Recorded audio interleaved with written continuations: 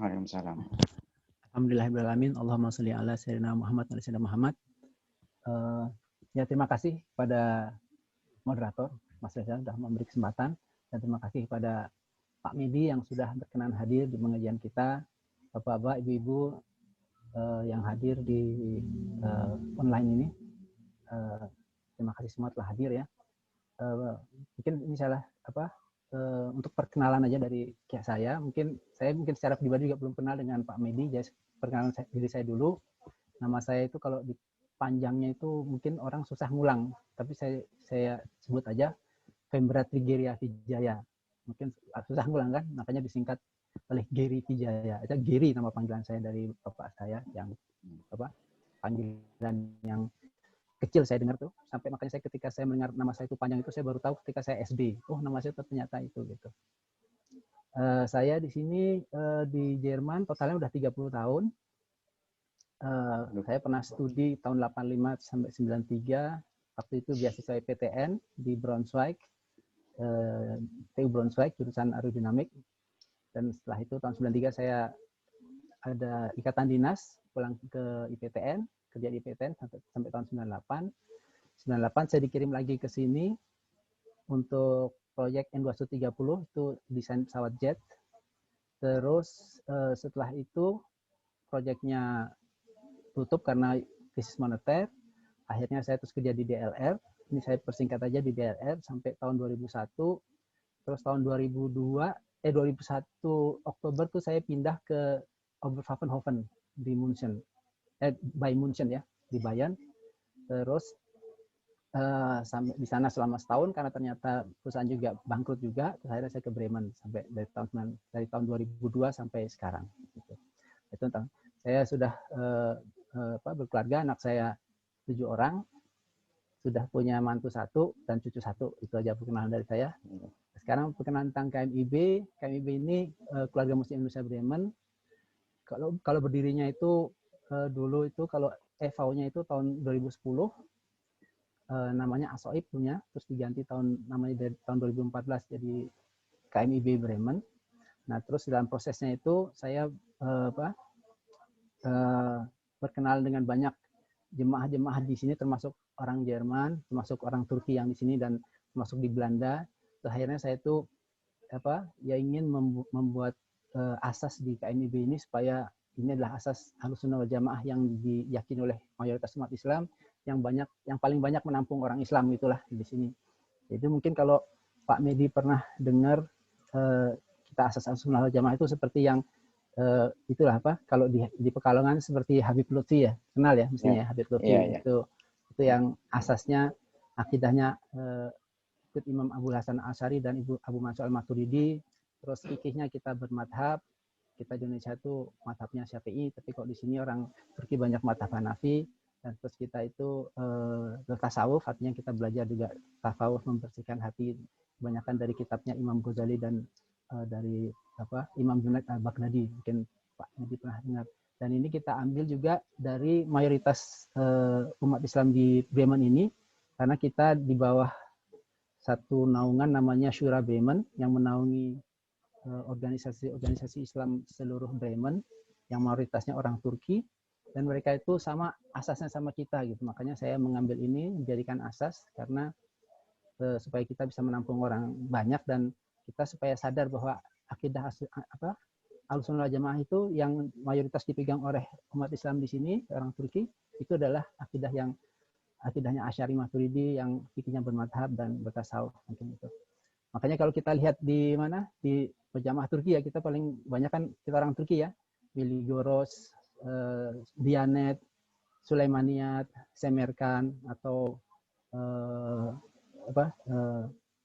Syekh Mahmud Effendi, kalau pandangan itu semua asasnya sama. Makanya mereka dalam melakukan seperti maulid, apapun Nisfu Sa'ban itu mereka sama. Itu yang mungkin agak beda dengan di Indonesia. Jadi itu yang saya informasikan itulah dari KMIB.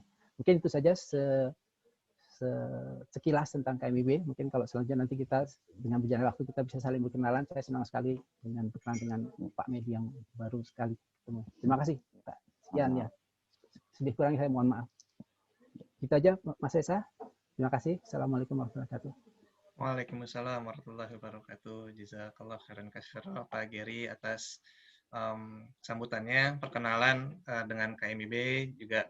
Mudah-mudahan dengan awalan perkenalan ini sendiri kita bisa selanjutnya sering bertemu, Pak Medi bisa sharing-sharing lebih banyak gitu ya untuk kedepannya terkait dengan hikmah-hikmah yang mungkin Pak Medi sempat pelajari, kemudian juga ya kisah-kisah apa terkait dengan nuansa keislaman yang insya Allah akan banyak sekali wawasan yang akan kita dapatkan ke depannya. Amin, amin ya rabbal alamin. Baik, Bapak-bapak, Ibu-ibu yang dirahmati oleh Allah Subhanahu wa taala, mungkin langsung aja gitu ya dari rangkaian awalan pembukaan yang sudah kita lalui bersama-sama ini, ya marilah kita sama-sama mendengarkan langsung materi dari Pak Medi Satria dengan tema aktualisasi hijrah di zaman now, tema yang sangat menarik ya, apalagi terkait dengan tren hijrah saat ini sangat cukup terkenal gitu ya di Indonesia. Banyak sekali komunitas-komunitas hijrah yang ada, kemudian juga bagaimana makna hijrah sesungguhnya seperti apa, apalagi zaman now pun juga cukup tren juga namanya di saat ini gitu ya. Kalau misalkan ada orang yang kurang informasinya, wah berarti bukan orang zaman now nih, kayak gitu dibilangnya. Jadi mungkin biar lebih lengkap gitu ya informasinya seperti apa, terkait dengan aktualisasi, kita mengaktualisasi diri kita di zaman now ini sendiri dalam nuansa tren hijrah.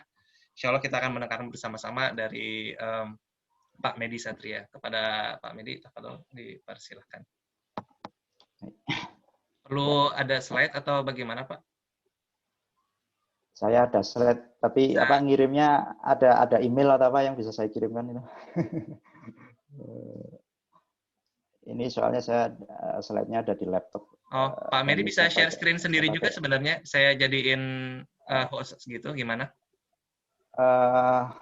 Atau perlu saya? Apa ya? Sebentar. Berarti ini harus saya share dulu ke email.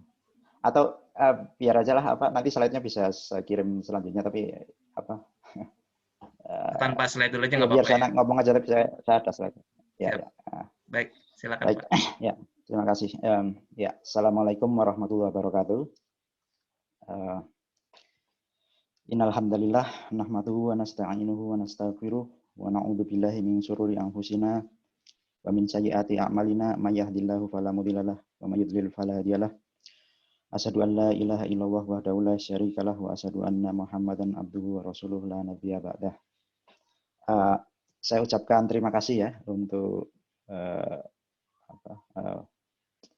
segenap pengurus pengajian Bremen, Pak Geri, kemudian Mas moderator, Mas Paik ya tadi.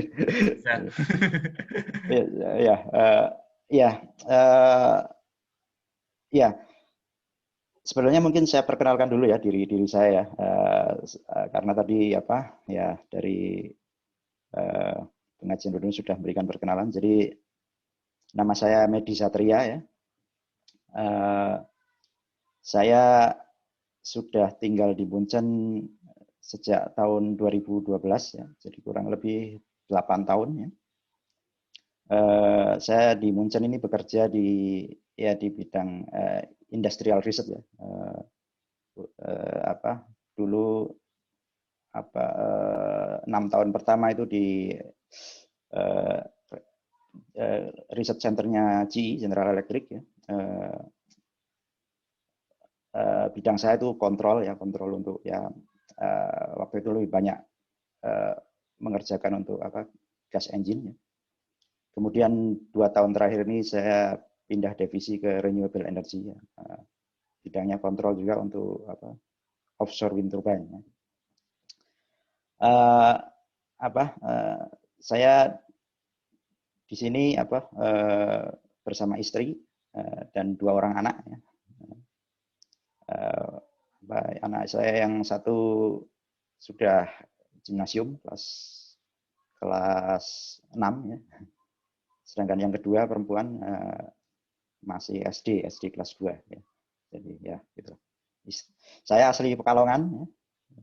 Jadi silahkan Nanti kalau ada yang berkunjung apa Pekalongan, nanti kalau corona sudah lewat dan kebetulan pas saya di Pekalongan, bisa kita ketemuan, bisa tunjukkan keliling-keliling kota.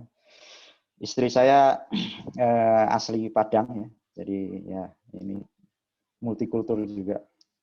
Ya, ya, ya saya di Munchen ini apa?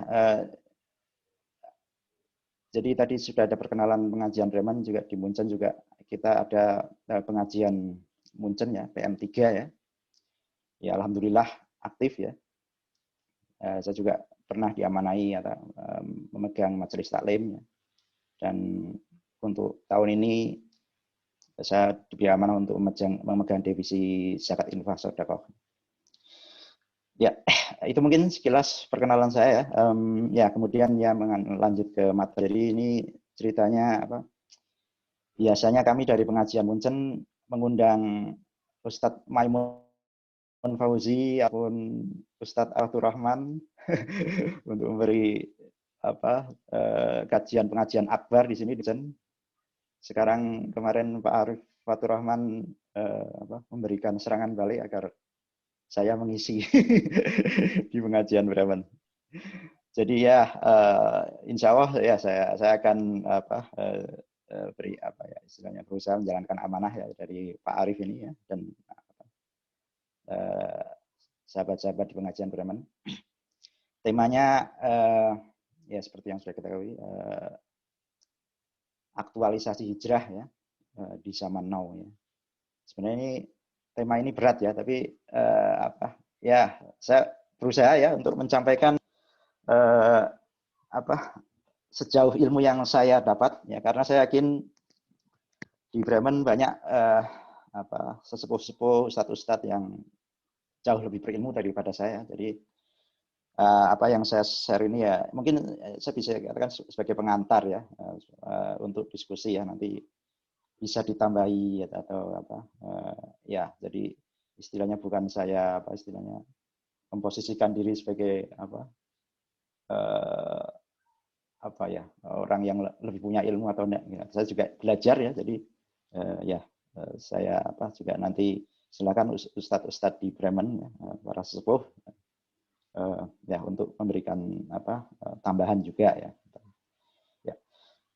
Jadi yang ingin pertama sampaikan mungkin ya definisi dulu ya, makna hijrah ya. Jadi dari berbagai literatur yang saya baca ini berasal ya, ini secara etimologi ya, dari bahasa Arab. Hijrah itu berarti berpindah ya, atau menghindar atau menjauhi sesuatu yang kita tidak setujui ya, atau ya kita benci ya. Namun dalam konteks kita yang kita bicarakan ini ya, paling tidak ada dua hal ya makna hijrah itu ya. Yang pertama hijrah tempat atau hijrah makani ya, yaitu berpindah dari suatu tempat ya ke tempat lain yang lebih baik ya.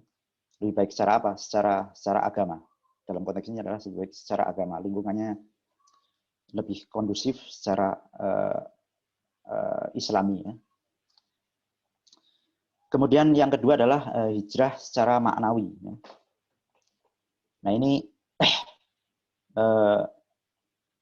sama-sama berpindah juga ya. Tapi yang maknawi ini lebih kepada sesuatu yang sifatnya spiritual gitu ya. Jadi atau bisa juga sesuatu yang sifatnya amalan ya, perilaku ya gitu. Bisa juga bersifat fisik ya, seperti ya perubahan penampilan ya.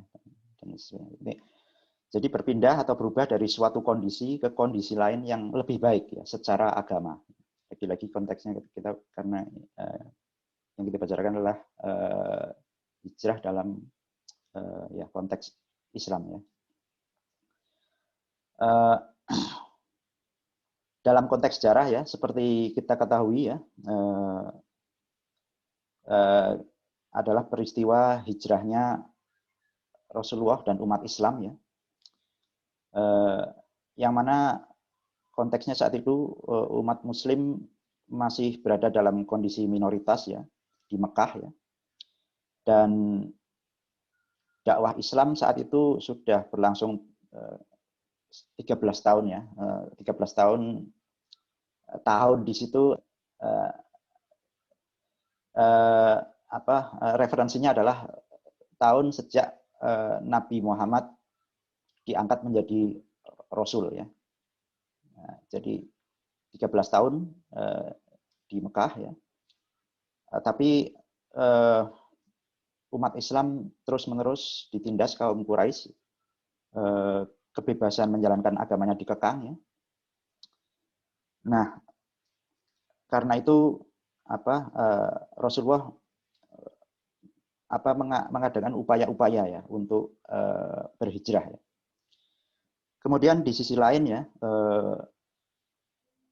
umat Islam juga bertambah ya, dan yang paling menguntungkan saat itu adalah dari Yasrib ya, ada dua kabilah besar yaitu Bani Aus dan Khosraj yang memeluk Islam ya, dan berbaiat kepada Rasulullah yang kita sudah kenal dengan bai'ah Aqobah ya. Jadi dari dua kondisi tadi ya, kondisi tempat asal ya, di mana di Mekah ya, di mana umat Islam mengalami penindasan, dan ada suatu tempat ya yang di sana ada prospek bahwa dakwah Islam itu akan lebih berkembang. Nah ini akhirnya yang memotivasi Rasulullah untuk berhijrah. Di sisi lain juga secara geografis ya, Madinah ini adalah kota yang strategis ya, khususnya untuk dari sisi militer ya, di mana bagian barat dan timur itu adalah dataran yang luas ya, itu penuh batu vulkanik yang runcing, dan kalau siang hari itu panas ya. Jadi itu sangat susah dilewati oleh pasukan musuh itu. Kemudian bagian selatan itu penuh dengan perkebunan kurma, yang itu juga susah untuk ditembus oleh pasukan musuh gitu ya. Hanya di bagian utara itu daerah yang terbuka, ya. Satu-satunya yang bisa untuk lalu lintas. Dan ini sangat strategis untuk pertahanan. Ini daerah inilah yang waktu daerah utara ini yang waktu perang Khandaq itu digali parit itu di daerah ini.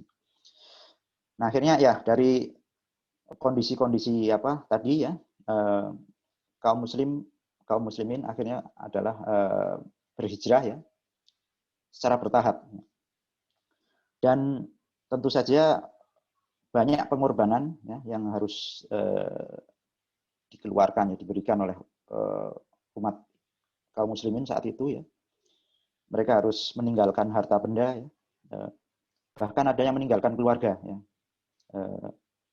Jadi ya kita bayangkan kalau sudah dari sejak kecil kampung halaman ya, di sana kemudian ya karena ditekan kemudian disuruh meninggalkan sesuatu yang dicintai, itu sungguh sangat berat. Juga perjalanannya saat itu 450 km ya dari Mekah ke Madinah, dan belum ada mobil jelas. Jadi kalau nggak jalan kaki ya naik onta ya. Jadi itu memerlukan waktu ya berhari-hari ya. Dan Rasulullah SAW sendiri meninggalkan Mekah ya pada tanggal 2 Rabiul Awal ya, tahun ke-13 setelah bi'tsah ya, yaitu setelah beliau diangkat menjadi Rasul, dan sampai di Madinah tanggal 12 Rabiul Awal. Jadi kurang lebih 10 hari perjalanan ya, itu beliau tempuh. Jadi ini adalah suatu tonggak penting ya dalam sejarah peradaban Islam ya, di mana kaum muslimin saat itu berpindah dari kondisi tertekan menjadi kondisi yang bebas dan berdaulat, dan bahkan berkuasa ya. Jadi ini adalah tonggak berdirinya negara Islam yang pertama ya, di mana Rasulullah dan kaum muslimin saat itu berkuasa ya. Rasulullah menjadi pemimpin negara itu ya. Di tengah masyarakat yang plural juga. Jadi di situ ada selain ada umat Islam juga ada kaum Yahudi di sana. Dan ya sama-sama bersepakat ya mendirikan negara ya dengan yang kesepakatan yang kita kenal dengan Piagam Madinah ya. Jadi inilah tonggak yang sangat penting di mana dengan peristiwa hijrah ini dakwah Islam akhirnya berkembang jauh lebih pesat. Jadi selama 10 tahun ya di Madinah terus dakwah Islam menjadi sangat pesat ya dan luar biasa. Nah, kemudian saya ingin sedikit flashback mengenai sejarah tahun Hijriah ya. Jadi karena kita masih suasana Muharram ya dan ya, apa yang kita sampaikan sekarang ini juga kurang lebih dalam napak tilas tahun Hijriah ini ya. Jadi saat itu pada tahun 17 Hijriah ya. Jadi meskipun belum ada penanggalan Hijriah. Jadi pada zaman kekhalifahan Umar bin Khattab ya, salah seorang sahabat yaitu Abu Musa al-Asy'ari, ini sahabat Nabi yang ditugaskan di Basrah itu mengeluhkan tidak adanya tahun ya di penanggalan surat-surat resmi yang dikirimkan oleh Khalifah Umar. Dan ini menyulitkan dalam hal pengarsipan dan juga dalam hal eksekusi. Jadi eksekusi perintah ini mana yang harus didulukan nih karena tidak ada tahunnya ya. Tapi kalau bulan dan tanggal sudah ada karena sebenarnya bulan-bulan yang dipakai itu juga sudah dipakai saat itu oleh masyarakat Arab saat itu ya. Jadi bulan Muharram, Safar dan seterusnya ya. Itu sudah dipakai, jadi sudah ada gitu. Nah, karena itu sahabat Abu Musa al-Asy'ari ini istilahnya komplain terhadap Khalifah Umar bin Khattab, dan Khalifah Umar bin Khattab menyadari ya bahwa sudah saatnya perlu ya penanggalan untuk umat Islam. Ya. Nah, karena itu akhirnya berdiskusilah ya sahabat-sahabat Nabi ya. Dan Ali bin Abi Thalib mengusulkan agar peristiwa tahun hijrah itu yang dijadikan sebagai awal tahun Islam. Karena seperti tadi ya, karena itu adalah tonggak bersejarah ya. Tonggak berdirinya suatu negara di mana kaum muslimin itu berdaulat untuk menjalankan agamanya secara menyeluruh ya. Kemudian ya Utsman bin Affan itu mengusulkan bulan Muharram ya, sebagai bulan pertama ya. Ini dari yang literal yang saya baca ya lebih karena tradisi saat itu ya Muharram dipakai sebagai sebagai bulan pertama. Meskipun sebenarnya hijrahnya terjadi pada bulan Nabi itu baru sampai di Madinah pada bulan Rabiul Awal ya. Jadi itu kurang lebih 2 bulan setelah Muharram ya. Tapi tahunnya, yang penting tahunnya di sini adalah tahun di mana hijrah Nabi itu terjadi. Jadi ini lebih kepada tahunnya ya, yang baru ya. Ya. Jadi kembali kepada tadi ya ke hijrah ya dari sisi makaniyah, sisi tempat ya, hijrah secara makaniyah dan secara maknawiyah. Dari sisi makaniyah ya, dalam Al-Quran ya, surat An-Nisa ya, surat An-Nisa ayat 97 sampai 100 ya. Ini adalah ayat yang relevan ya untuk hijrah yang sifatnya makaniyah tadi ya. Ya saya bacakan ya ayat ini ya. A'udzubillahi minasyaitonirrajim. Bismillahirrahmanirrahim. Innal ladzina tawaffahumul malaikatu zalimi anfusihim qalu fima kuntum qalu kunna mustata'afina fil ard qalu alam takun ardullahi wasi'atan fatuhajiru fiha faulaika ma'wahum jahannam wasa'at masira illal mustata'afina minar rijali wan nisa'i wal wildani la yastati'una hilatan wa la yahtaduna sabila faulaika asallahu an ya'fuwa anhum wa kana Allahu 'afuwan ghafura. Wa man yuhajir fi sabilillahi yajid fil ardi muraghaman katsiran wa sa'ah wa man yakhruj min baitihi muhajiran ila Allahi wa rasulihi thumma yudrikuhul mautu faqad waqa'a ajruhu 'ala Allah wa kana Allahu ghafurar rahima. Ya. Ya, jadi ya seperti yang tadi sudah di sekilas ya di situ ya.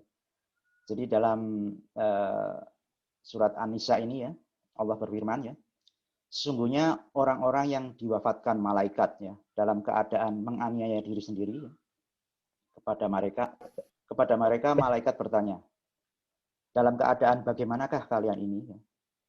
Mereka menjawab, adalah kami orang-orang yang tertindas di negeri Mekah. Para malaikat berkata, bukankah bumi Allah itu luas sehingga kalian dapat berhijrah di bumi itu ya? Orang-orang itu tempatnya neraka jahanam. Dan jahanam itu seburuk-buruk tempat kembali, kecuali ya mereka yang tertindas, baik laki-laki atau wanita, ataupun anak-anak yang tidak mampu berdaya upaya dan tidak mengetahui jalan untuk hijrah. Mereka itu mudah-mudahan Allah memaafkannya, dan adalah Allah Maha Pemaaf lagi Maha Pengampun. Barang siapa yang berhijrah di jalan Allah, niscaya mereka mendapati di muka bumi ini tempat hijrah yang luas ya, dan rizki yang banyak. Barang siapa keluar dari rumahnya dengan maksud hijrah kepada Allah dan Rasul-Nya, kemudian kematian menimpanya ya, sebelum sampai ke tempat yang dimaksud, maka sungguh telah tetap pahalanya di sisi Allah, dan Allah Maha Pengampun lagi Maha Penyayang. Ya. Jadi di sini di dalam ayat ini ya, di sini dalam tafsir Ibnu Katsir ya, saya nukilkan di sini sebab-sebab turunnya ayat ini ya. Jadi di sini Imam Bukhari mengatakan ya, telah menceritakan kepada kami Abdullah ibnu Yazid al-Mukri ya, telah menceritakan kepada kami Haywah dan lainnya. Keduanya mengatakan telah menceritakan kepada kami Muhammad ibnu Abdurrahman al-Aswad ya, yang menceritakan telah diputuskan untuk mengirimkan suatu pasukan ya terhadap penduduk Madinah. Lalu aku mendaftarkan diri pada pasukan itu. Aku bersua dengan Ikrimah Maula Ibnu Abbas. Lalu aku ceritakan hal tersebut kepadanya. Dia melarangku melakukan hal tersebut dengan larangan yang keras. Ya. Lalu berkata, telah menceritakan kepadaku Ibnu Abbas ya, bahwa dahulu ada jumlah kaum muslim bersama-sama kaum musyrik memperkuat pasukan mereka di masa Rasulullah SAW. Maka ada anak panah yang meluncur ya, dan mengenai seorang dari kaum muslim yang bergabung dengan pasukan kaum musyrik itu. Lalu ia mati terbunuh atau terpukul lehernya oleh pedang hingga mati. Maka Allah Subhanahu wa taala menurunkan firman-Nya, sesungguhnya orang-orang yang diwafatkan malaikat dalam keadaan menganiaya diri sendiri. Jadi ini konteksnya adalah saat itu ada sebagian kaum muslimin ya yang masih tertinggal di Mekah ya, mereka tidak ikut berhijrah ya. Namun dengan apa ya, alasan yang sebenarnya ya bukan uzur yang apa ya, syar'i gitu. Jadi sebenarnya mereka mau berhijrah tapi tidak mau berhijrah.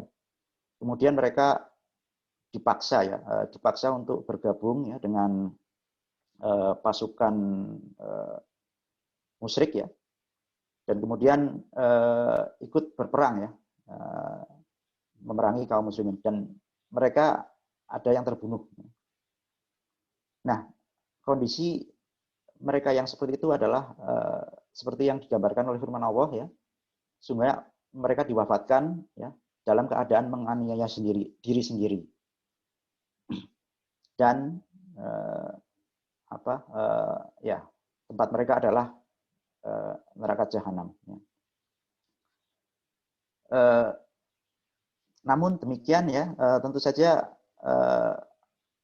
ada juga mereka-mereka yang tidak mampu berhijrah ya, tapi karena emang mereka itu memang tidak bisa ya, apakah itu wanita ataupun anak-anak ya, yang tidak berdaya, jadi dan tidak tahu jalan berhijrah, misalnya ataupun laki-laki yang sudah tua gitu ya. Nah untuk mereka itu Allah memaafkan ya. Jadi ayat ini ya sebenarnya masih sangat relevan ya, kapanpun ya, termasuk kondisi saat ini ya. Jadi ketika umat Islam ya berada di suatu negeri ya, di mana kebebasan beragama mereka itu ditekan gitu ya, kebebasan mereka. Jadi katakanlah sekarang di daerah Xinjiang ya, di Cina ya, di provinsi Xinjiang ya, itu ada kaum Muslim Uyghur ya, di mana mereka ya ditekan gitu ya, dilarang sholat, dilarang puasa, kemudian ya dipaksa untuk menerima doktrin-doktrin komunis. Nah itu kalau mereka mampu dan bisa berhijrah ya, itu menjadi wajib bagi mereka untuk berhijrah ya. Karena kalau tidak seperti dalam surat ini ya, mereka bisa diwafatkan dalam kondisi menganiaya diri sendiri. Jadi ya menurut saya ini adalah suatu kondisi yang ekstrim gitu ya. Apalagi di dalam konteks ini mereka dipaksa ya untuk memerangi kaum muslimin sendiri. Jadi kalau memang ada suatu kondisi seperti ini, maka adalah wajib untuk berhijrah. Tentu saja jika ada jalan untuk berhijrah ya, karena juga kalau dalam situasi konteks geopolitik sekarang ini juga sebenarnya berhijrah lintas negara itu juga sesuatu yang tidak mudah ya, karena ya ada peraturan gitu ya, kita nggak bisa sembarangan ke negeri mana gitu, harus ada izin visa dan segala macam. Jadi ini juga hal-hal yang jadi pertimbangan. Jadi kalau mereka juga tidak mampu berhijrah karena kondisi tadi ya, maka dalam ayat ini juga Allah memaafkan ya orang-orang yang terpaksa berada dalam kondisi tertindas tapi tidak bisa berhijrah karena halangan-halangan tadi ya. Kemudian di dalam tafsir Ibnu Katsir ini juga ada dikisahkan ya dalam suatu hadis ya. Jadi ada orang ya yang membunuh 99 orang. Ya. Kemudian setelah itu dia mendatangi seorang ahli ibadah ya. Kemudian ditanya kepada ahli ibadah tadi ya, apakah masih ada pintu tobat ya, pintu tobat bagiku ya. Nah, si ahli ibadah ini menjawab, wah tidak ada. Kamu sudah terlalu besar ya dosanya membunuh Ismail. Akhirnya dibunuh lagi orang itu ya. Jadi genap 100. Kemudian dia setelah membunuh yang 100 ini bertanya kepada seorang alim ya, apakah masih ada pintu tobat bagiku ya?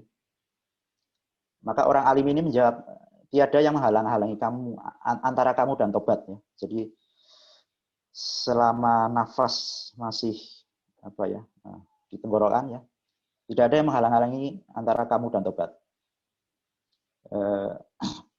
Jadi dan kemudian si orang alim ini menyarankan ya agar maaf ini sebentar.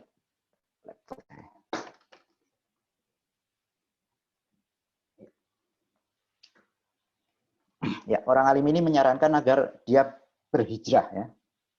Nah, berhijrah menuju negeri yang penduduknya menyembah Allah ya.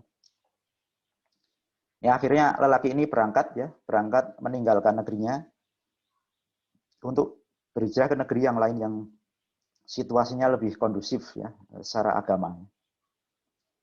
Nah, di tengah perjalanan ternyata dia itu meninggal. Ya. Jadi maka berselisihlah ya antara malaikat rahmat dan malaikat azab. Jadi malaikat rahmat menyatakan bahwa laki ini datang untuk bertobat, sedangkan malaikat azab menyatakan bahwa ia masih belum sampai ke negeri yang dituju. Ya. Akhirnya oleh Allah mereka diperintahkan untuk mengukur jarak antara dua tempat tersebut, mana yang lebih dekat ya dari laki itu. Maka ia termasuk penunggunya. Jadi maka Allah memerintahkan kepada bumi yang menuju ke negeri yang saleh agar mendekat dan memerintahkan kepada bumi yang jahat penduduknya agar menjauh dari jenazah laki itu. Dan akhirnya para malaikat menjumpai bahwa jenazah lelaki itu lebih dekat 1 jengkal ya ke negeri yang menjadi tujuan hijrahnya. Nah, akhirnya ia dibawa oleh malaikat rahmat. Jadi sebegitu krusialnya ya niat untuk menjadi lebih baik ya, dan juga manifestasinya dalam bentuk hijrah ini sampai akhirnya Allah mengampuni dosa-dosa itu orang tersebut ya, dan ya menggolongkannya dalam ahlul jannah ya, atas rahmat Allah tadi ya. Ya, jadi itu ya istilahnya beberapa dalil ya hijrah secara makannya, secara tempat ya yang masih relevan ya sampai sekarang ya. Dan yang kedua adalah hijrah secara maknawiyah ya. Nah ini adalah sesuatu yang lebih luas ya dari hijrah secara makaniah tadi ya. Ada suatu hadis Rasulullah, hadis-hadis riwayat Bukhari Muslim yang ini saya yakin sahabat-sahabat semua ya sudah tahu ya, yaitu hadis mengenai niat ya. Jadi ini di dalam hadis Arba'in ini menjadi hadis Arba'in Imam Nawawi, ini adalah hadis yang pertama ya. Jadi saya bacakan di sini ya. An Amirul Mukminin Abi Hafsin Umar ibnu Khattab ya. Qala sami'tu Rasulullah yaqulu innamal a'malu binniyat wa innamal likulli imri'in ma nawa. Faman kanat hijratuhu ilallahi wa rasulihi fa hijratuhu ilallahi wa rasulihi. Wa man kanat hijratuhu lidunya yusibuha au imra'atin yankihuha fa hijratuhu ila ma hajara ilaihi ya. Saya mendengar Rasulullah SAW bersabda, sesungguhnya setiap perbuatan itu tergantung niatnya. Dan sesungguhnya setiap orang ya akan dibalas berdasarkan apa yang dia niatkan. Siapa yang hijrahnya karena ingin mendapatkan keridhaan Allah dan Rasul-Nya ya, maka hijrahnya adalah kepada keridhaan Allah dan Rasul-Nya. Dan siapa yang hijrahnya karena dunia yang dikehendakinya atau karena wanita yang ingin dinikahinya, maka hijrahnya akan bernilai sebagaimana yang dia niatkan. Jadi ini adalah makna hijrah yang lebih luas ya. Jadi ini menyangkut aktivitas kita ya, amal-amal kita ya. Baik itu amal secara fisik ya, maupun secara hati ya. Jadi karena kita beramal itu ada motivasi ya, ada tujuan ya. Jadi dalam perspektif Islam ya, apabila kita ini berhijrah ya, atau melakukan amal ya, tetapi niat kita itu bukan ikhlas ya, bukan karena Allah dan Rasul-Nya, maka itu amalan kita itu ya tidak bernilai ibadah. Jadi nilainya itu tidak akan lebih tinggi gitu, kecuali dari ya apa yang diniat, sekedar yang dia niatkan. Nah ini luasnya hijrah ma'nawiyah ini menjadikan hijrah ini relevan sekali ya, kapanpun ya, dan dimanapun gitu. Apakah kita misalnya kita datang jauh-jauh ya ke negeri Jerman ini ya, entah dari mana ya, apakah itu ya yang sebelumnya dari Indonesia ya, atau dari negara lain gitu ya, yang sudah melalang buana ya. Kayak saya misalnya sebelum ke Jerman ini, saya dulu sempat 5 tahun di India ya, di Bangalore tepatnya. Dan sebelumnya lagi sempat 7 tahun di Inggris ya. Jadi dan sebelumnya di Indonesia. Jadi apapun hijrah itu ya, apakah itu tujuannya untuk menuntut ilmu atau untuk mencari nafkah ya, untuk bekerja mencari nafkah, niat akhirnya itu apa? Ya, itu yang akan menjadikan nilai amalan itu di sisi Allah itu bagaimana besarnya nilainya itu. Ya, nah kembali ke ya tadi aktualisasi nilai-nilai hijrah ya. Jadi seperti yang saya sampaikan ya, nilai hijrah makaniyah dan maknawiyah ini bisa selalu kita aktualisasikan, interpretasikan, dan kemudian kita lihat kondisi kita sekarang ya.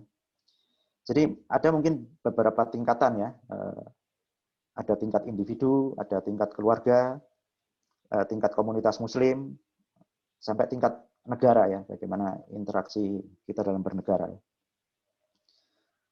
Secara tingkat individu ya, maka hijrah itu ya adalah suatu upaya ya untuk selalu berusaha untuk berubah ya, menjadi individu yang lebih baik secara agama, secara Islam ya. Ini hal yang mendasar ya, di luar ya, istilahnya yang menjadi fondasi untuk perubahan-perubahan yang secara fisis atau non fisis kita lakukan ya.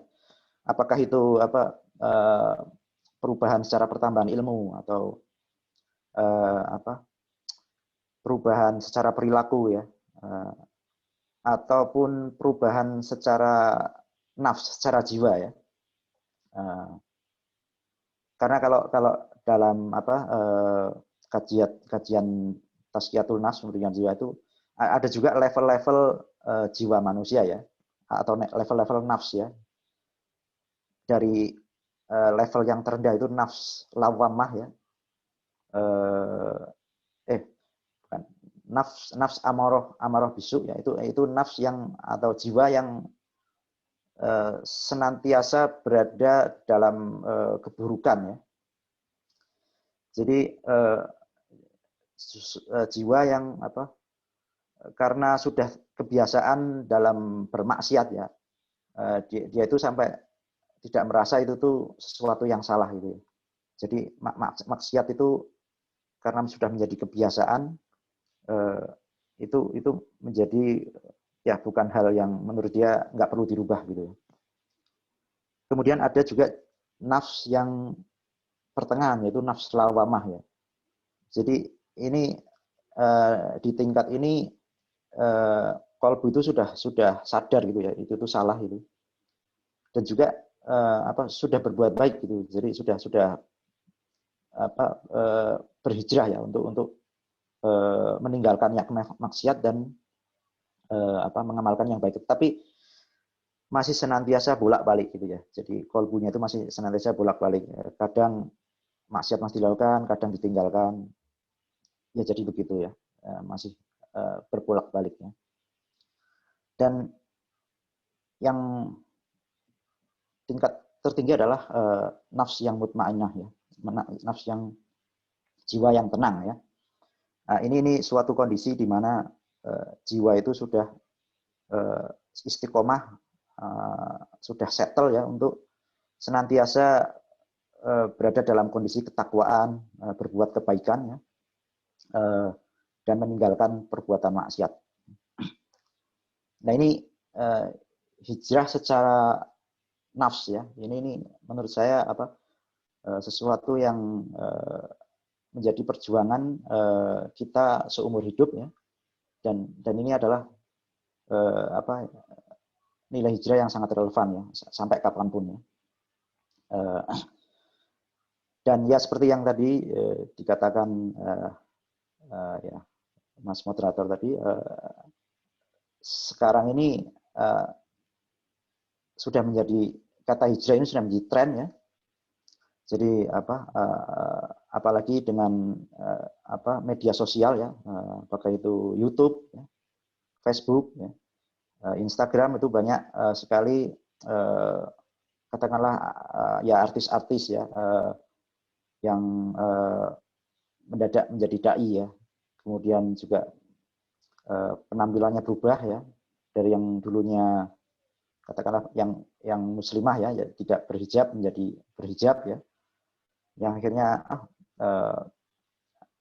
ini membawa semacam ya arus perubahan yang besar ya khususnya di tanah air ya. Ini sesuatu yang positif ya, yang harus selalu ya kita kuatkan ya. Namun ya tentu saja ya hal-hal yang perlu kita lakukan dalam semangat untuk perbaikan itu adalah terus senantiasa untuk menambah ilmu ya. Karena kadangkala ya ada yang semangat sekali ya berhijab, tapi karena ilmunya masih kurang, jadi akhirnya cenderung untuk melakukan sesuatu yang berlebih-lebihan gitu. Jadi sampai dalam tahap katakanlah mengharamkan yang sebenarnya halal gitu kan ya. Karena sebenarnya kalau sudah bicara halal haram ya, itu ada kajian fikih ya yang lebih mendetail ya. Dan harus hati-hati ya. Jadi ya kadang-kadang kalau karena semangat yang tinggi untuk berubah, untuk berhijrah ya. Tapi ya ilmunya masih belum cukup. Jadi kadang terlalu simplistik dalam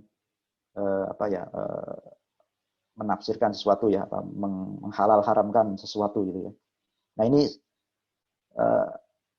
tentu saja sesuatu yang harus terus diperbaiki. Jadi hijrah secara individu ini adalah suatu proses ya yang terus menerus ya. Dan saya pikir tiap orang itu punya kecepatan masing-masing ya, kecepatan apa istilahnya ya, ritme masing-masing gitu ya. Ada yang ritmenya kencang gitu ya, cepat gitu. Ini semangat dan cepat. Nah, ini itu bagus gitu ya. Tapi jangan sampai ini apa yang ritmenya cepat ini menjudge orang-orang yang ritmenya apa ya lebih lambat gitu kan lah ya. Sebagai apa ya, kamu itu kurang Islami dan sebagainya. Nah, itu juga harus dihindari. Jadi karena ya tiap-tiap orang itu juga apa ya istilahnya punya kondisi masing-masing ya, sehingga ya dalam kondisi lingkungan masing-masing, kemudian kondisi apa penyerapan kemampuan penyerap memahami apa ajaran agama dan masing-masing yang juga berbeda-beda. Jadi ini juga apa antar orang yang berhijrah itu juga harus saling memahami gitu ya. Ya, ya itu dari tingkat individu ya. Kemudian dari tingkat keluarga ya. Bagi yang sudah berkeluarga tentu saja ya. Tentu saja harus bagi yang belum berkeluarga ya kalau sudah mampu secepatnya sebaiknya berkeluarga, karena berkeluarga ini juga karena apa ini adalah setengah din ya, karena banyak sekali hal-hal yang apa ibadah-ibadah yang bisa kita lakukan ketika kita berkeluarga ya. Jadi hijrah dalam tingkat keluarga adalah menjadikan keluarga kita itu lebih baik, ya. Menjadi keluarga yang lebih baik dalam menjalankan ajaran Islam. Nah ini tentu saja butuh effortnya, khususnya bagi kita yang tinggal di negeri minoritas ya. Bagi yang sudah mempunyai anak-anak, concern yang sangat ya sangat penting adalah pendidikan anak ya. Bagaimana ya membesarkan anak-anak kita ya di tengah situasi kita berada di negeri yang minoritas gitu ya. Nah, tentu kita di sini tidak bisa sendirian ya. Kita harus melakukannya secara berjamaah ya. Dan alhamdulillah memang ya situasinya sekarang ini ya di Jerman kan sudah semakin membaik ya. Di sekolah juga sudah ditawarkan ya pelajaran Islam ya. Kalau mau, kalau tidak juga ada Islamic Center ataupun komunitas-komunitas Muslim ya, seperti di Bremen ini pengajian Bremen atau di Munchen ada pengajian Munchen yang menawarkan alternatif untuk pendidikan Islam bagi anak-anak ya. Tapi ya mungkin karena keterbatasan ya, tentu saja peran keluarga itu menjadi masih faktor yang krusial ya.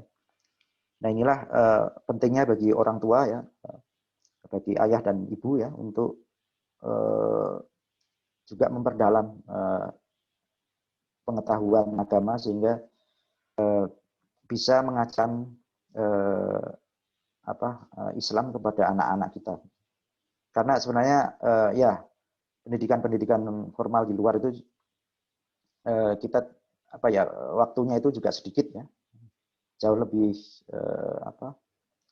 ya banyak interaksi di rumah ya, karena itu pendidikan di keluarga itu sangat-sangat krusial ya.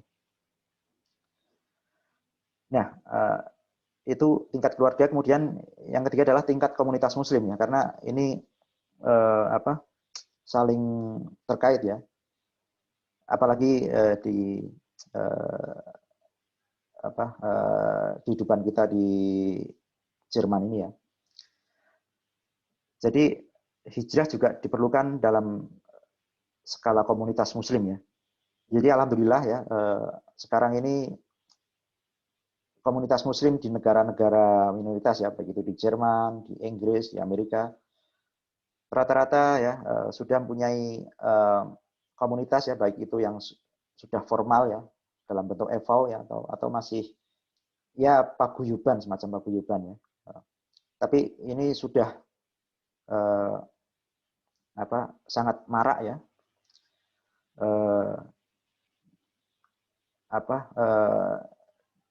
Dan saya yakin ini juga lahir dari kesadaran akan pentingnya jamaah ya. Bergabung dalam jamaah itu adalah suatu keniscayaan ya, karena kita tidak bisa menegakkan atau sangat susah ya menegakkan agama secara sendiri, secara individual ya. Katakanlah kita sholat di masjid di sini ya, itu harus didirikan oleh jamaah ya. Alhamdulillah di sini komunitas Turki itu sudah sangat kuat ya, sehingga kita bisa mengikut ke mereka ya. Kalau komunitas di Indonesia ya belum sekuat komunitas Turki ya. Mungkin ada beberapa yang ya sudah punya istilahnya ya semacam masjid sendiri ya. Ya seperti di Hamburg ya ataupun di Berlin ya. Tapi kalau misalnya seperti di Munchen ini kita masih ya kalau punya masjid sebelum, tapi ada gedung yang kita bisa ya sewa ya untuk aktivitas pengajian kita. Jadi dalam tingkat komunitas Muslim ya hijrah itu kita aktualiskan dalam ya bersama-sama untuk menegakkan syiar Islam, kemudian menegakkan amar ma'ruf nahi mungkar ya di antara kita ya, kemudian saling tolong menolong dalam ketaatan kepada Allah ya. Dan juga yang paling penting adalah ukhuwah Islamiyah. Karena ya kita kita akui bahwa ya kita itu dalam hal ukhuwah Islamiyah juga masih punya kendala ya. Baik di tanah air ataupun ya bahkan di sini ya, di antara komunitas Muslim kita di ya sesama Muslim Indonesia di sini juga ada ya berbagai kelompok-kelompok ya yang apakah itu ya apalagi terakhir ini karena imbas pilihan politik sehingga ya bisa menjadi perpecahan ya, khususnya ya bagi pengajian-pengajian yang sudah besar gitu ya. Jadi ada ya friksi-friksi seperti itu ya, yang itu sama-sama harus kita ya kita perbaiki gitu ya. Karena kalau kita ingin mencontoh ya katakanlah kaum muhajirin dan ansor ya waktu peristiwa hijrah Nabi ya, bagaimana mereka bisa saling tolong menolong ya. Kaum Ansor ini misalnya sahabat Abdurrahman bin Auf ya, itu dari kaum Muhajirin, dia meninggalkan harta bendanya ya, dan di Madinah beliau dipersaudarakan ya dengan salah satu sahabat Nabi yang kemudian dia juga orang kaya ya, dan dia punya 2 istri ya. Dia bahkan menawarkan ya salah satu istrinya kepada sahabat Abdurrahman bin Auf ini, juga menawarkan separuh hartanya kepada kepada sahabat Abdurrahman bin Auf, dan akhirnya sampai dalam taraf itulah tingkat ukhuwah mereka ya, ukhuwah antar kaum muslimin tolong menolongnya. Jadi serasa seperti tubuh ya, dimana kalau satu bagian itu sakit ya, bagian lain terasa sakit gitu. Nah ini bagaimana ukhuwah semacam itu ya bisa kita contoh ya, tidak usah jauh-jauh dulu di tingkat negara ya, tapi di tingkat komunitas Muslim kita ya di sini di pengajian kota masing-masing. Ini bagaimana kita bisa koeksis gitu, bisa sama-sama bekerja sama dalam perbedaan-perbedaan yang ada itu. Apakah perbedaan pilihan politik ya, ataupun perbedaan fikih ya. Terus terang ya. Jadi ya ini yang harus antar kelompok di dalam komunitas Muslim ini yang ya harus ya saling bertoleransi gitu. Ya, kemudian ya di tingkat negara ya ini yang ya mungkin apa ya proyek yang besar gitu ya, bagaimana menegakkan ajaran Islam dalam kehidupan berbangsa dan bernegara ya. Nah itu tentu saja ini apa ya bukan pekerjaan mudah ya, jadi harus apa melihat konstitusi ya di negara masing-masing ya. Kalau di Indonesia ya kita ikuti konstitusi di negara Indonesia di NKRI ya. Jadi bagaimana kita sebagai insan yang apa ya yang punya pilihan politik untuk ya paling tidak minimal ya memberikan pilihan politik ke apa ya ke mereka yang mendukung apa dalam penerapan nilai-nilai Islam dalam kehidupan berbangsa dan bernegara. Saya tidak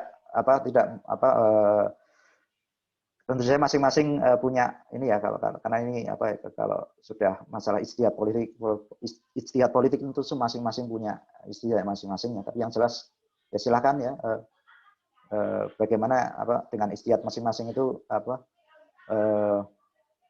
kita berusaha ya untuk berkontribusi untuk menegakkan ajaran Islam dalam kehidupan berbangsa dan bernegara. Itu ya kurang lebih ya apa yang bisa saya sampaikan ya.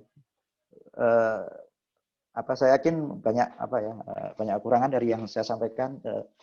Silakan bagi ya para ustadz pengajian Bremen juga para sesepuh ya untuk memberikan tambahan ya.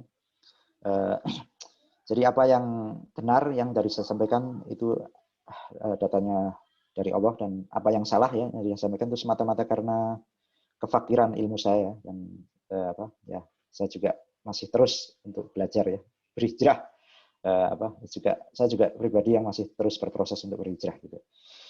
Baik, itu saja yang bisa sampaikan ya.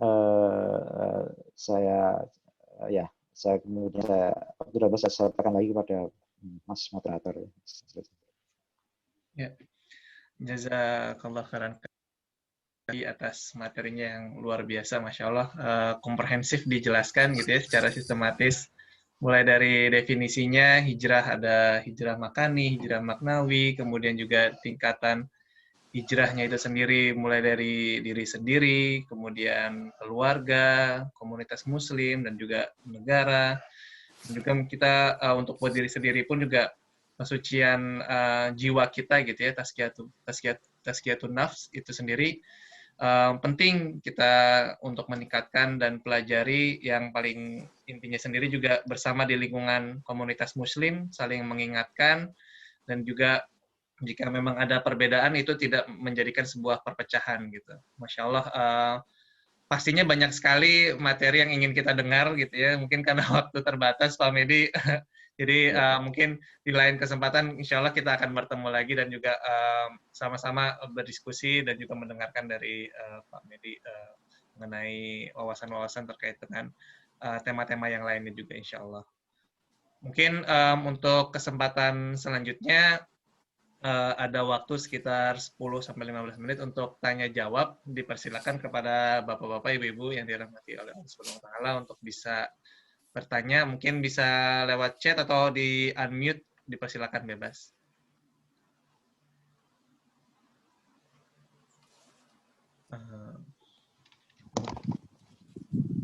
Yang mau bertanya?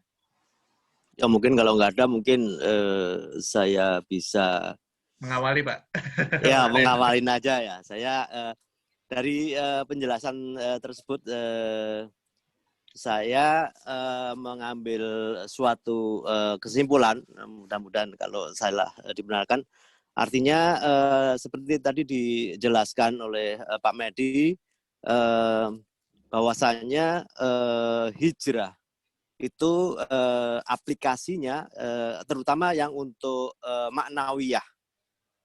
Tadi ada dijelaskan hijrah individu, kemudian keluarga, komunitas muslim, kemudian negara. Mungkin yang saya lebih ke pertama ke individu. Kalau saya mengamatin, saya rasakan sendiri, artinya bahwasanya hijrah individu itu tidak ada berakhirnya itu. Kalau saya tadi sambil membayang-bayangkan, oh berarti kalau hijrah individu itu artinya kita tidak akan, kita harus selalu gitu, dimanapun berada, kapanpun berada, hingga swajal itu datang gitu. Nah, yang individu tadi ya, yang terutama saya individu tadi. Jadi kalau kita itu tiap hari itu harus pertama adalah memperbaiki niat kita. Mungkin setiap pagi itu kita kalau saya berusaha memperbaiki niat. Artinya kita itu mau bekerja, kita itu start ba'da subuh atau sebelum subuh, kita itu akan mulai start untuk beraktivitas. Oleh karena itu dari segi niat, saya kira waktu itu sudah dijelaskan, saya lupa oleh Pak Geri atau oleh si Pak Iskandar atau oleh siapa yang mengenai masalah niat. Jadi pentingnya niat ini agar individu kita terutama itu setiap aktivitas itu bisa menjadi suatu amal. Tadi kan juga disinggung oleh Pak Medi, jadi ada amalan biasa, ada suatu amalan itu tergantung daripada niat. Oleh karena itu tentu kita harus memperbaiki niat kita setiap harinya. Mungkin kalau bisa dimulai dari pagi, karena pagi itu adalah start untuk beraktivitas.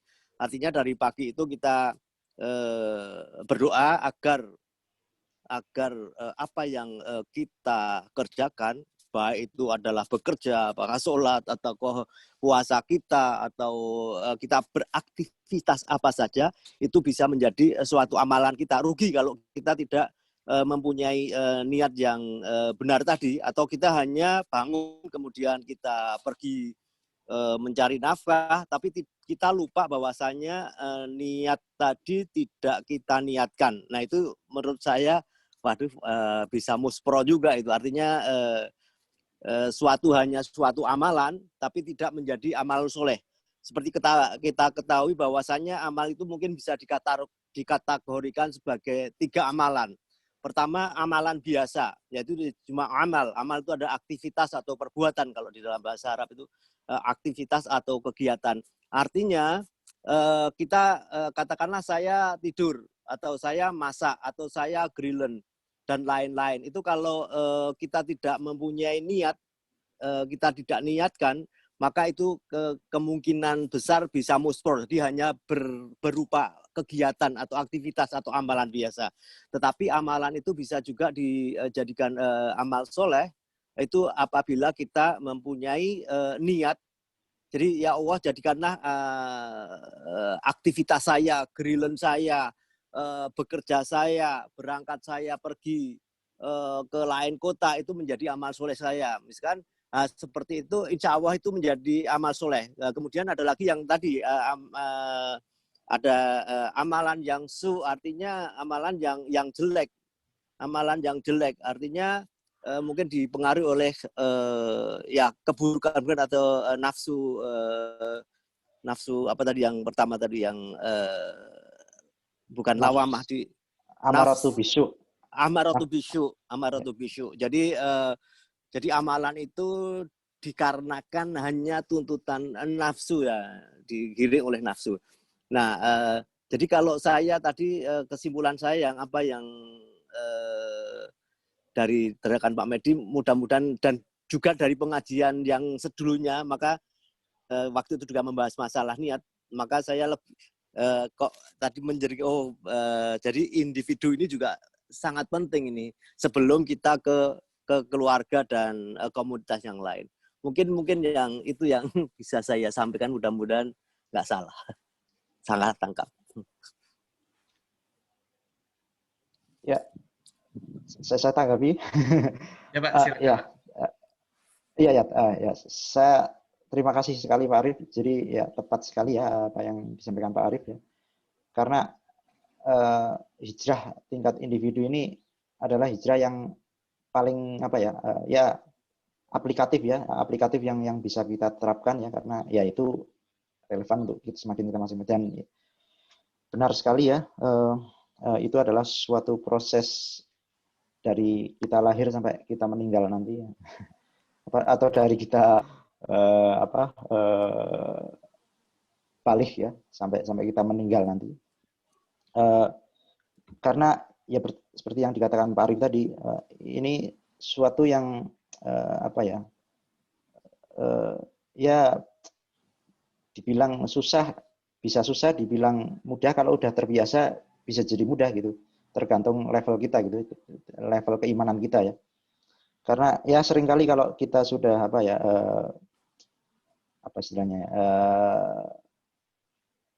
hanyut ya dalam aktivitas sehari-hari, kita seringkali lupa dalam hal meluruskan niat ini ya.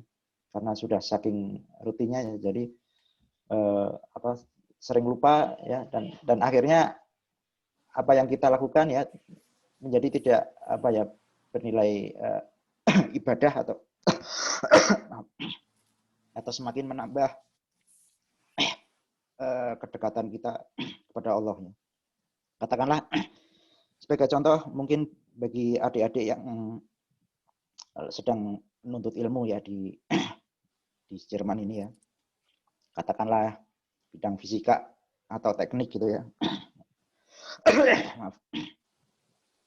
Jadi seringkali kalau sudah bergulat dengan rumus ya, dengan penelitian di lab, jadi kita lupa bahwa itu tuh aktivitas yang bisa kita jadikan sarana zikir ya. Karena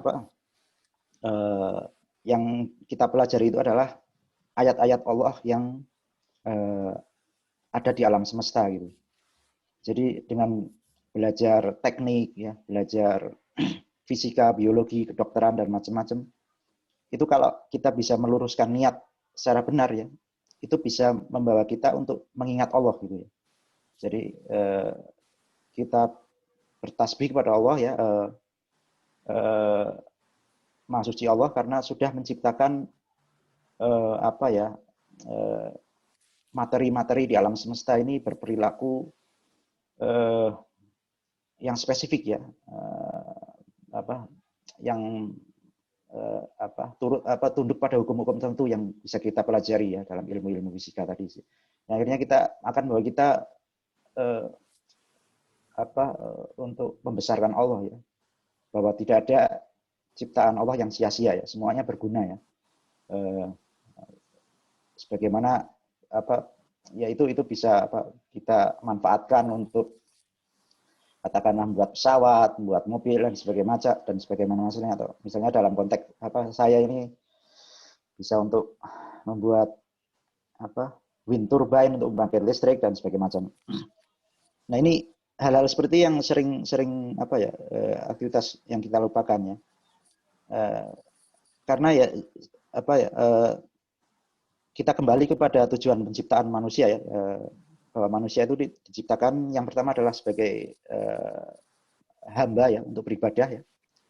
Wa ma khalaqtul jinna wal insa illa liya'budun, dan tidak kami ciptakan jin dan manusia kecuali untuk beribadah ya. Dan yang kedua adalah sebagai khalifatul fil ard, jadi khalifah Allah di muka bumi ini ya. Jadi setiap kita itu sudah diberi potensi masing-masing ya untuk memberi manfaat ya bagi bagi alam semesta, bagi lingkungan kita di setiap profesi kita ya, apa itu profesi di bidang teknik, di bidang kedokteran, insya Allah ada manfaatnya. Jadi kalau aktivitas bekerja kita niatkan tadi ya untuk berzikir untuk kepada Allah ya, insya Allah itu akan menjadi nilai lebih ya, sesuai dengan hadis tadi ya. Ya itu yang bisa saya tambahkan. Baik, terima kasih Pak Medi, Pak Arif juga. Ini ada yang di chat Muspro, ditolong diterjemah bahasa Indonesia. Muspro itu artinya sia-sia. Bahasa Jawa itu ya Pak Giri? Bahasa Jawa itu Muspro. Ya, saya kadang secara otomatis Pak frase-frase Jawa muncul. Nggak apa-apa. Iya, saya kadang nggak sadar. Ya, baik. Masya Allah. Mungkin ada lagi bapak-bapak yang lainnya atau ibu yang ingin bertanya, dipersilakan mungkin satu pertanyaan lagi kali ya sebelum kita tutup dengan doa. Ada yang mau bertanya?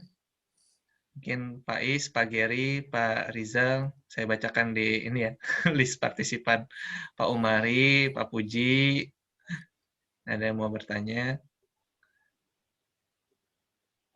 Kalau tidak, saya yang nanya nih. Saya penasaran sebenarnya. Pak Medi, tadi Pak Medi bilang, Pak Medi sempat tinggal di Hindia 5 tahun, Pak. Terus di Inggris 7 tahun. Iya. Oh, Masya Sebentar. Allah. Itu kalau boleh ini Pak, sharing pengalamannya itu sendiri gimana Pak dalam konteks beribadah, kemudian juga tadi ya, kalau terkait dengan hijrah sendiri bagaimana menjaga diri kita untuk benar-benar bisa mempertebal iman, dan di kondisi yang memang mungkin masih terbilang minoritas gitu ya, dan mungkin di Jerman ini sendiri, kalau dibandingkan itu sendiri seperti apa Pak sekarang ini Ya. sendiri? Oke. Ya, kali itu cerita pengalaman pribadi. Jadi waktu saya di ACE dulu, waktu itu saya masih studi ya, masih studi S3 di Loughborough University.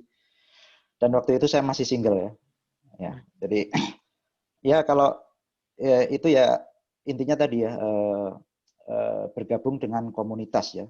Jadi kalau di university di sana ada Islamic student ya, student union ya. Jadi bergabung dengan komunitas itu kebetulan waktu itu ya komunitasnya cukup aktif ya. Kita ada prayer room di kampus ya yang bisa dipakai untuk sholat Jumat. Jadi setiap sholat Jumat kemudian berbuka puasa bersama. Jadi siar Islam itu sudah ya bagus gitu ya di Islamic Student Union itu ya.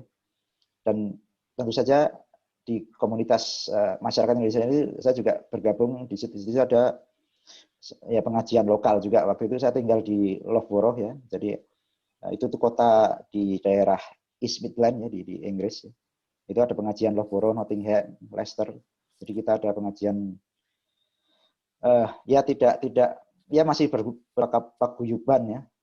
Tapi ya alhamdulillah itu juga bisa menjadi sarana untuk menjaga keimanan ya. Karena kita silaturahmi, saling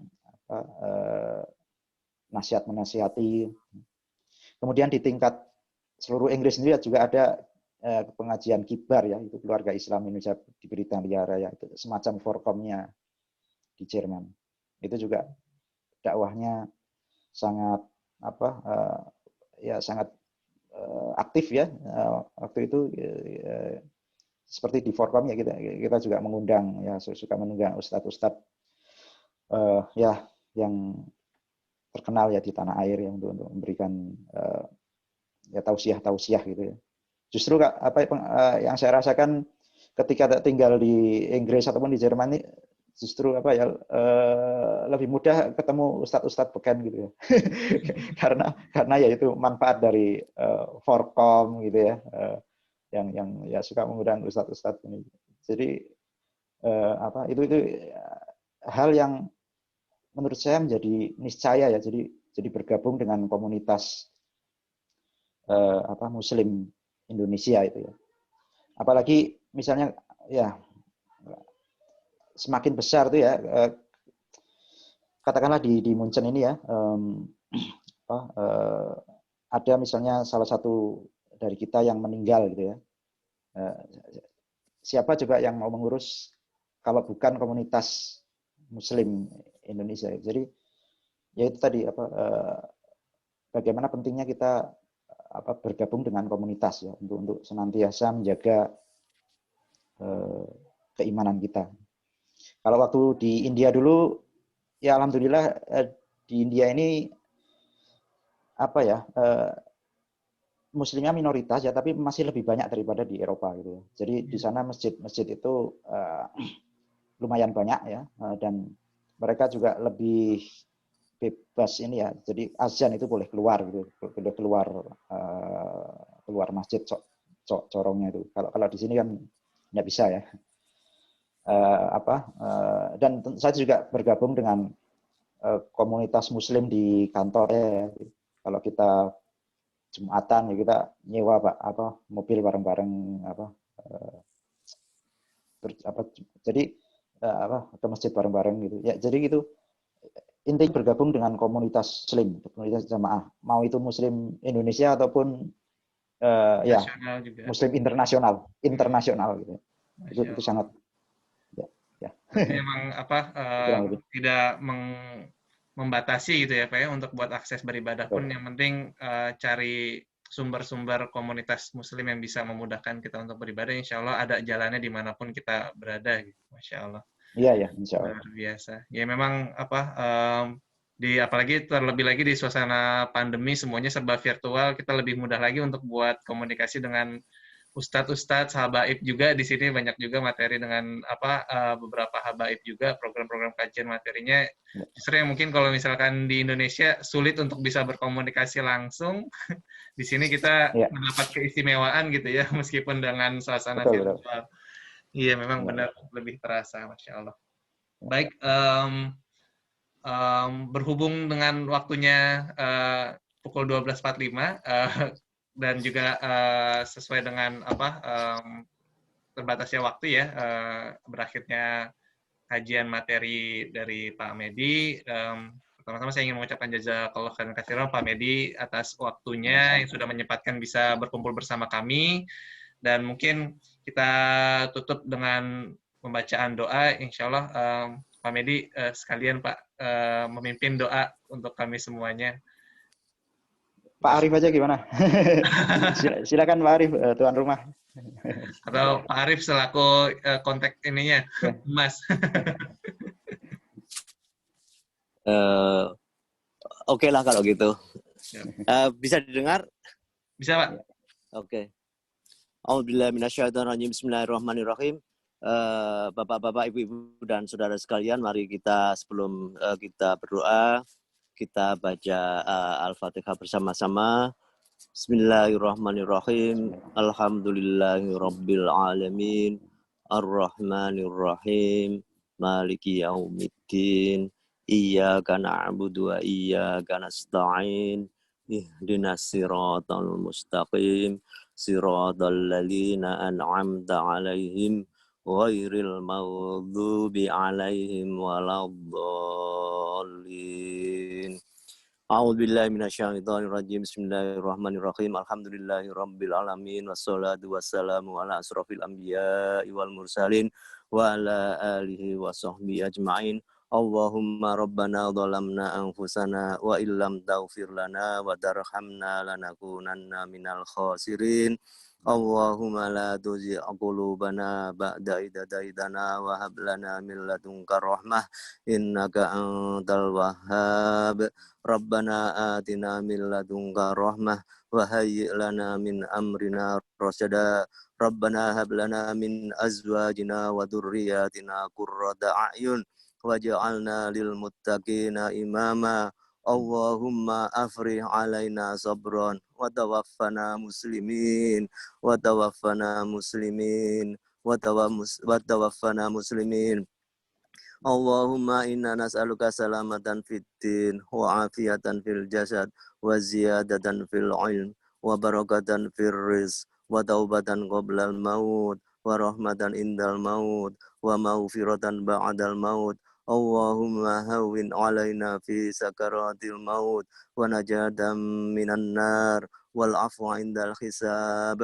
Allahumma alif baina qulubina wa aslih dhata bainana wahdina subulas salam wa najjina minadh dhulumati ilan nur wa jannibnal fawahisha ma dhahara minha wa ma batan wa barik lana fi asma'ina wa absarina wa qulubina wa azwajina wa dhurriyyatina wa tub alaina innaka antat tawwabur rahim waj'alna syakirina li ni'matika musnina biha qabiliha wa atimmaha alaina Rabbana atina fid dunya hasanah wa fil akhirati hasanah wa qina adzabannar. Rabbana ya Allah, ya Rahman, ya Allah, ya Rahim. Ya Allah, berilah ampunan kepada kami semua, ya Allah, terutama yang mengikuti pengajian ini, ya Allah. Ya Allah, jadikanlah, ya Allah, segala aktivitas kami, ya Allah, dari bangun tidur, ya Allah, hingga tidur, ya Allah, menjadi amalan kita, ya Allah. Ya Allah, ampunilah kita semua, ya Allah. Ya Allah, ampunilah orang tua kita, ya Allah. Bapak ibu kita, ya Allah. Ya Allah, ya Rahman, ya Allah, ya Rahim. Ya Allah, ya Rahman, ya Allah, ya Ghafur, ya Allah, ya Karim. Ya Allah, taqabbal minna innaka antas samiul alim wa tub alaina innaka antat tawwabur rahim. Walhamdulillahi rabbil alamin. Al-Fatihah. A'udzubillahi minasyaitonir rajim. Bismillahirrahmanirrahim. Alhamdulillahi rabbil alamin arrahmanir rahim maliki yaumiddin. Iyyaka na'budu wa iyyaka nasta'in. Ihdinas siratal mustaqim. Siratal ladzina an'amta 'alaihim ghairil maghdubi 'alaihim waladdallin. Amin. Saya kembalikan kepada moderator. Ya, jazakallah khairan Pak Arif atas telah memimpin doa untuk kita semuanya. Dengan berakhirnya doa bersama, berakhir pula juga acara pengajian kali ini. Sekali lagi saya mengucapkan jazakallah khairan katsiran Pak Medi atas waktunya membersamai kita semuanya, dan juga jazakumullah khairan katsiran kepada bapak-bapak, ibu-ibu sekalian, Pak Geri. Terima kasih atas waktunya, Pak Arif, Pak Iskandar. Di sini saya sebutkan satu-satu ya. Pak Edwin, Pak Erwin yang dari Hamburg, Bu Giarti, Pak Rizal, Pak Umari, dan Bu Umi, Pak Puji, ya, serta keluarga. Ya, terima kasih atas waktunya semuanya. Insya Allah di waktu kedepannya kita akan bertemu kembali, dan juga jangan lupa untuk menghadiri program-program kajian yang ada di KMIB, ada kajian kitab juga, dan juga kajian bersama dengan Ustadz Ahmad Sanusi, yang insya Allah kita bersama-sama berkumpul dan juga membersamai menjaga ukhuwah kita bersama, saling bersilaturahim, dan juga kita sama-sama menebar kebaikan. Mudah-mudahan Allah Subhanahu wa taala memberkahi kita semuanya, dan Allah Subhanahu wa taala memberikan perlindungan untuk kita semuanya, dan memberikan kesehatan atas perlindungan dari pandemi COVID-19 ini juga. Amin amin ya rabbal alamin. Baiklah, untuk menutup acara kali ini, saya selaku moderator mengucapkan mohon maaf sebesar-besarnya jika ada salah ucap dan sikap. Saya akhiri dengan sama-sama kita menyempurnakan membaca doa kafaratul majelis. Subhanakallahumma wa bihamdik, asyhadu an la ilaha illa ant, astaghfiruka wa atubu ilaik. Wassalamualaikum warahmatullahi wabarakatuh. Waalaikumsalam Assalamualaikum warahmatullahi wabarakatuh. Terima kasih.